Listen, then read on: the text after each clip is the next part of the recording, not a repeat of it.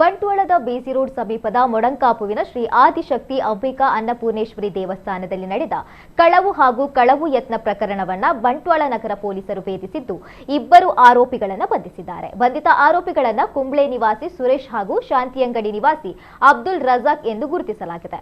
ಕೆಲವು ದಿನಗಳ ಹಿಂದೆ ದೇವಸ್ಥಾನದಲ್ಲಿ ಭಕ್ತರು ಸುಮಾರು 4 ದಶಕಗಳಿಂದ ಸಮರ್ಪಿಸಿದ್ದ ತಾಮ್ರ ಹಾಗೂ ಹಿತ್ತಾಳೆಯ ಪೂಜಾ ಪರಿಕರಗಳು ಕಳವಾಗಿದ್ದವು. ದೇವಸ್ಥಾನದ ಸಿಸಿಟಿವಿ ಕ್ಯಾಮೆರಾದಲ್ಲಿ 3 ವ್ಯಕ್ತಿಗಳು ಗೋಣಿಯಲ್ಲಿ ಸಾಮಗ್ರಿಗಳನ್ನು ತುಂಬಿಕೊಂಡು ಸಾಗುತ್ತಿರುವ ದೃಶ್ಯಗಳು ಸೆರೆಯಾಗಿದ್ವು. ಸ್ಥಳೀಯರ ಮಾಹಿತಿಯ ಪ್ರಕಾರ ಹಾಗೂ ಸಿಸಿಟಿವಿ ಆಧಾರದ ಮೇಲೆ ತನಿಖೆ ನಡೆಸಿದ ಪೊಲೀಸರು ಇಬ್ಬರು ಕಳ್ಳರನ್ನ ಬಂಧಿಸುವಲ್ಲಿ ಯಶಸ್ವಿಯಾಗಿದ್ದಾರೆ. ಈ ಪ್ರಕರಣದಲ್ಲಿ ಇನ್ನೂ ಯಾರಾದರೂ ಭಾಗಿಯಾಗಿದ್ದಾರೆ ಎಂಬುದರ ಬಗ್ಗೆ ತನಿಖೆ ಮುಂದುವರೆದಿದೆ.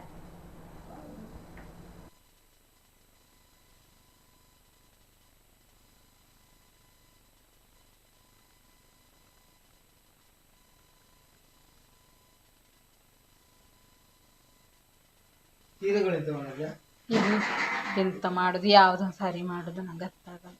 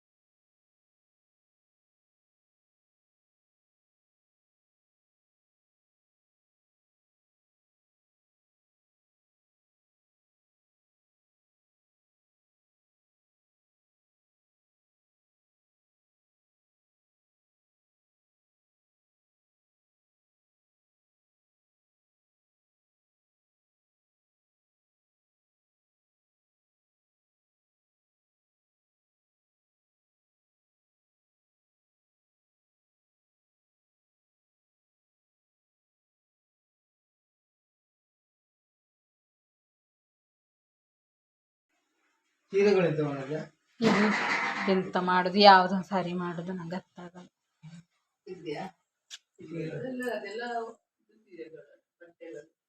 ಅದು